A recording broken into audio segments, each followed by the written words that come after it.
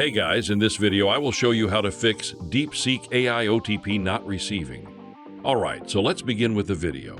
So a lot of people are facing this issue that they are not receiving the OTP on their email or their number. So as you can see that if you just provide your email over here, create your password, confirm your password, and then click on Send Code, they will send a code to your email, but in this case, the code is not being received on your email. So in order to fix this, what do you need to do? You just simply need to click on this login option. So once you click on this, you can see that now you can click actually on this login with Google option, and then you would be able to sign up using your email, and it will not ask you for that OTP.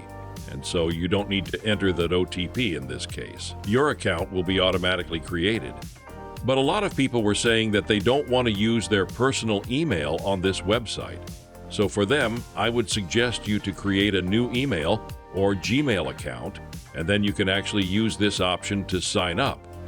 With that new email, in that case, you will not be able to share your personal information with DeepSeek or website. So that's basically how you can fix DeepSeek AI OTP not receiving. So that's all for this video.